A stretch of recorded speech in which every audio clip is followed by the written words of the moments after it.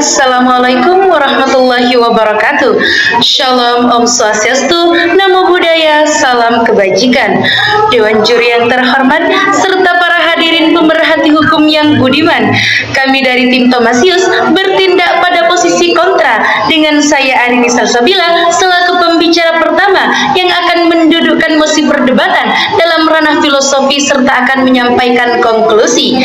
Adapun Zakia Amelia selaku pembicara kedua yang akan menyampaikan dalam ranah yuridis normatif, dan Ariski Munsyif Syabani selaku pembicara ketiga yang akan memaparkan mosi perdebatan kali ini pada perspektif sosiologis, empiris, dan studi komparatif. Dan untuk pertama kalinya kami dari tim Thomasius bertindak pada posisi kontra, menyatakan bahwa kami tidak setuju dengan mosi perdebatan kali ini, yaitu legalisasi pernikahan beda agama di negara Indonesia. Lek regicit superflua pugnantia inkongrua, hukum menolak hal yang bertentangan dan tidak layak. Assalamualaikum, shalom, Om Swastiastu, Namo Buddhaya, salam kebajikan.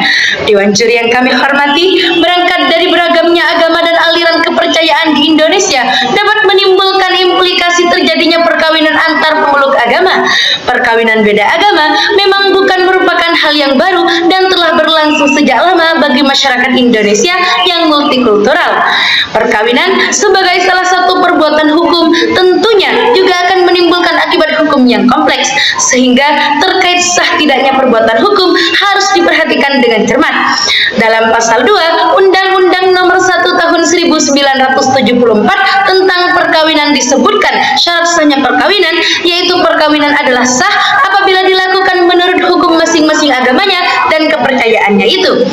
Dewan juri yang terhormat, berdasarkan rumusan pasal 2 ayat 1 dapat disimpulkan bahwa perkawinan yang diselenggarakan tidak sesuai dengan hukum masing-masing agama dan kepercayaan pasangan, maka dapat dikatakan perkawinan tersebut tidak sah. Dewan juri yang terhormat, pasal 2 Undang-Undang Perkawinan ini merupakan landasan dilarangnya perkawinan beda agama, karena hakikatnya tidak ada pada 6 agama yang diakui di Indonesia dengan bebas memperbolehkan dan cenderung tegas melarang umatnya menikah dengan penganut agama lain. Oleh karena itu, Dewan juri yang terhormat, kami dari tim kontra dengan sadar menyatakan bahwa kami tidak setuju terhadap mosi perdebatan kali ini, yaitu legalisasi pernikahan beda agama di negara Indonesia. Alasan pertama, karena perkawinan tersebut sejatinya bertentangan dengan ketentuan Undang-Undang Perkawinan, Kompilasi Hukum Islam, bahkan Undang-Undang Dasar Negara Republik Indonesia tahun 1945. Perkawinan beda agama jelas bertentangan dengan konstitusi yang berlaku di Indonesia, yaitu yang diatur dalam pasal 28B ayat 1 Undang-Undang Dasar 1945, yakni setiap orang berhak membentuk keluarga dan melanjutkan keturunan melalui perkawinan yang sah. Alasan yang kedua, Dewan juri yang terhormat, perkawinan beda agama tidak seharusnya dilegalkan karena menimbulkan banyak implikasi negatif di kemudian hari. Salah satu implikasinya adalah status anak yang dilahirkan melalui proses perkawinan yang tidak sah, karena larangan pernikahan beda agama adalah adanya pengakuan bahwa anak tersebut merupakan anak yang lahir di luar perkawinan yang sah. Maka konsekuensinya anak tersebut tidak memiliki hubungan nasab dengan ayah biologisnya, tidak berhak atas nafkah dan pemeliharaan dari ayah, kemudian ayah juga tidak dapat menjadi wali nikah bagi anak perempuannya, dan tidak mempunyai hak untuk mendapatkan harta waris apabila tidak seagama dengan pewaris. Oleh karena itu, kami dari kubu kontra menyatakan tidak setuju dengan mosi perdebatan kali ini, yaitu legalisasi pernikahan beda agama di negara Indonesia. Selanjutnya akan dielaborasi dari pembicara kedua dan ketiga dari tim kami. Sekian, terima kasih.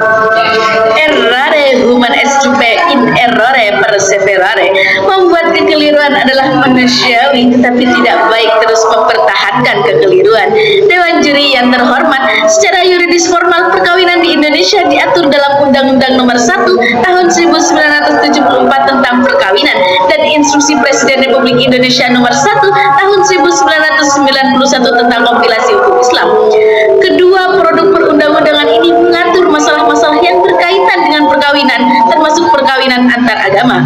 Dalam Undang-Undang Republik Indonesia Nomor 1 Tahun 1974 tentang perkawinan pasal 2 ayat 1 disebutkan perkawinan adalah sah apabila dilakukan menurut hukum masing-masing agamanya dan kepercayaannya itu. Dengan adanya aturan-aturan tersebut, kami dari tim Tomasius dengan tegas menolak mosi perdebatan kali ini tentang legalisasi pernikahan beda agama di negara Indonesia. Mengamini mosi perdebatan kita kali ini adalah sama saja dengan menerima hal yang tidak layak, yang tidak seharusnya terjadi dan bertentangan dengan undang-undang yang ada. Dewan juri yang terhormat, diketahui bahwa tidak ada perkawinan di luar hukum yang masing-masing agama dan kepercayaan. Hal senada diterangkan dalam beberapa pasal dalam Instruksi Presiden Republik Indonesia Nomor 1 Tahun 1991 tentang kompilasi hukum Islam. Dalam pasal 4, perkawinan adalah sah apabila dilakukan menurut hukum Islam sesuai dengan pasal 2 ayat 1 Undang-Undang Nomor 1 Tahun 1974 tentang perkawinan. Pasal 40, dilarang melangsungkan perkawinan antara seorang pria dengan seorang wanita karena keadaan tertentu. Yang pertama, karena wanita yang bersangkutan masih terikat satu perkawinan yang dengan pria lain. Dan yang kedua, seorang wanita yang masih berada dalam masa iddah dengan pria lain. Dan yang ketiga, seorang wanita yang tidak beragama Islam. Pasal 44, seorang wanita Islam dilarang melangsungkan perkawinan dengan seorang pria yang tidak beragama Islam. Pasal 61, sekufu tidak dijadikan alasan untuk mencegah perkawinan kecuali sekufu tidak sekufu karena perbedaan agama atau istilah ad-din. Berdasarkan pasal-pasal tersebut, Dewan Juri yang terhormat, perkawinan yang dilakukan di wilayah hukum Indonesia harus dilakukan dengan satu jalur agama. Artinya perkawinan beda agama tidak diperbolehkan untuk dilaksanakan, dan jika tetap dipaksakan untuk melangsungkan pernikahan beda agama, berarti pernikahan itu tidak sah dan melanggar undang-undang. Dewan Juri yang terhormat dan rekan yuris yang berbahagia, dengan adanya pasal-pasal tersebut, kami dari tim kontra sangat menolak adanya mosi perdebatan kali ini dan sepakat untuk menolak adanya legalisasi pernikahan beda agama di negara Indonesia. Hal ini diperkuat dengan adanya hukum positif yang berlaku di Indonesia, yaitu Undang-Undang Nomor 1 Tahun 1974 tentang perkawinan tidak mengenal perkawinan beda agama, sehingga pernikahan beda agama belum bisa diresmikan di Indonesia. Pernikahan pasangan beragama Islam dicatat di kantor urusan agama, dan pernikahan pasangan beragama selain Islam dicatatkan di kantor catatan sipil. Dewan Juri yang terhormat, dalam Undang-Undang Republik Indonesia Nomor 1 Tahun 1974 tentang perkawinan pasal 2 ayat 1 disebutkan, perkawinan adalah sah apabila dilakukan menurut hukum masing-masing agamanya dan kepercayaannya itu. Namun sangat perlu difahami bersama bahwa keenam agama yang diyakini dan diakui di Indonesia, tidak ada satupun agama yang mengamini adanya pernikahan beda agama. 6 agama yang diakui di Indonesia, keenam-enamnya sepakat menolak penganut dan pengikutnya untuk melangsungkan pernikahan beda agama. Dalam agama Islam disebutkan dengan sangat jelas dalam Quran Surat Al-Baqarah ayat 221 yang menjelaskan pelarangan keras pernikahan laki-laki muslim dengan perempuan musyrik. Dalam agama Kristen pun disebutkan terdapat 30 ayat Alkitab tentang pelarangan pernikahan beda agama bagi umat Kristiani.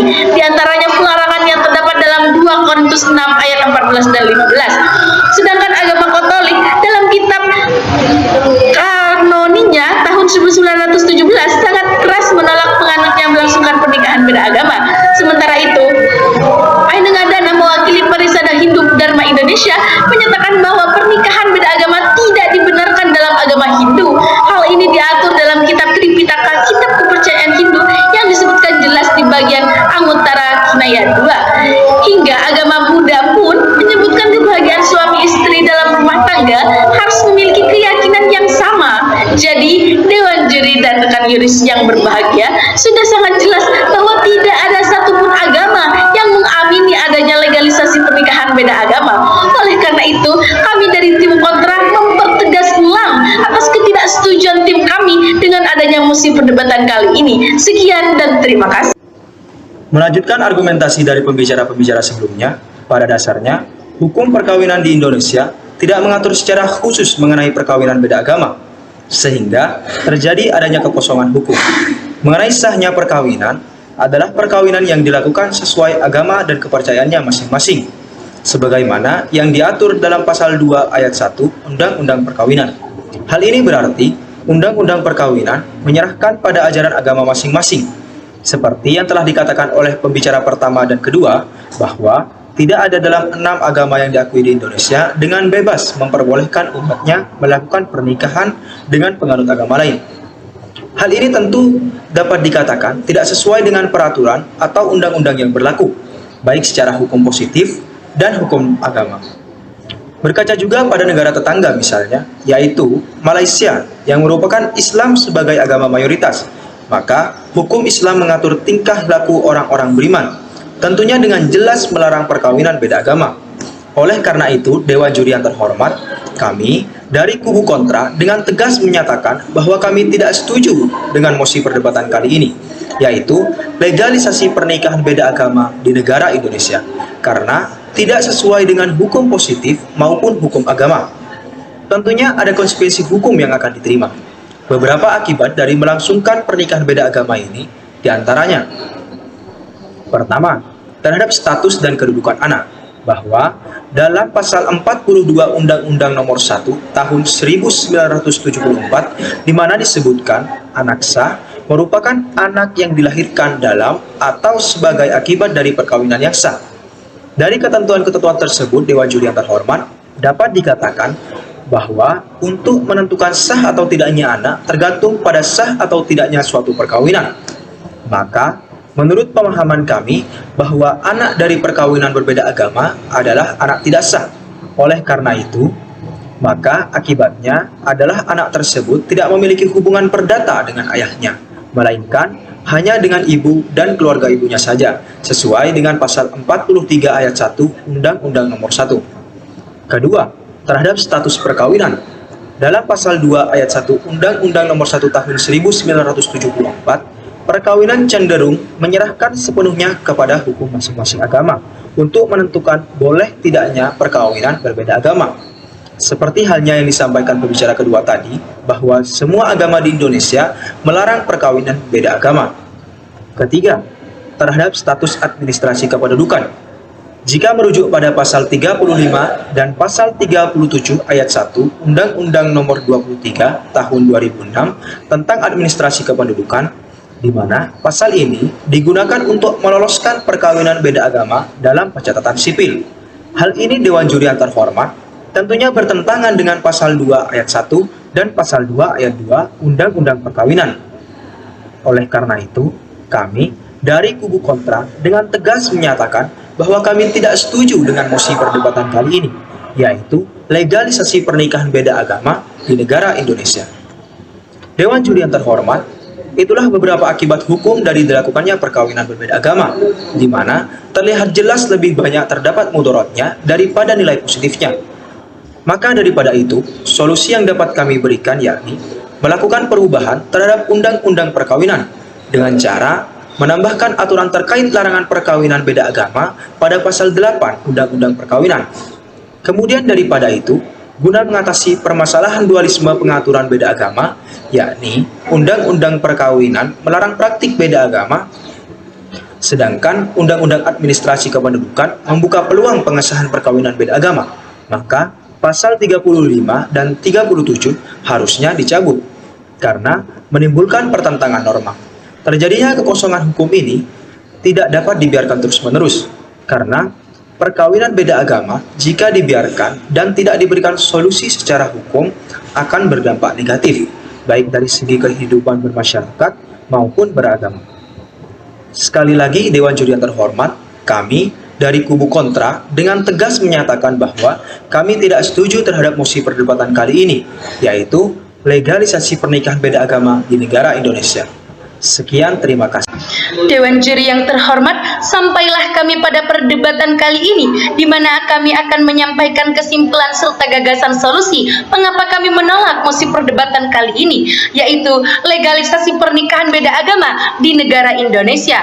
Namun sebelumnya, izinkan kami menyampaikan konklusi atas perdebatan kali ini. Yang pertama, perkawinan beda agama adalah hal yang tidak dapat dibenarkan berdasarkan Undang-Undang Perkawinan, kompilasi hukum Islam, hukum agama dari 6 agama yang diakui di Indonesia, maupun Undang-Undang Dasar Negara Republik Indonesia tahun 1945 dengan pertimbangan dikeluarkannya aturan tersebut adalah untuk menghindari timbulnya keburukan atau kerugian yang lebih besar daripada kebaikan atau keuntungan yang ditimbulkan.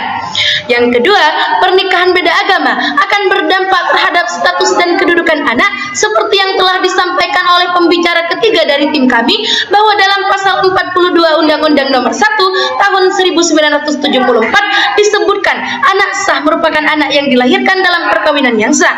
Dari ketentuan tersebut, Dewan Juri yang terhormat dapat dikatakan bahwa untuk menentukan sah atau tidaknya anak tergantung pada sah atau tidaknya suatu perkawinan. Adapun gagasan solusi yang dapat kami tawarkan, pertama, melakukan perubahan terhadap undang-undang perkawinan dengan cara menambah aturan terkait larangan perkawinan beda agama pada pasal 8 Undang-Undang Perkawinan guna mengatasi permasalahan dualisme pengaturan beda agama, yakni Undang-Undang Perkawinan melarang praktik beda agama, sedangkan Undang-Undang Administrasi Kependudukan membuka peluang pengesahan perkawinan beda agama. Gagasan solusi yang kedua, pada pasal 35 dan 37 harusnya dicabut karena menimbulkan pertentangan norma.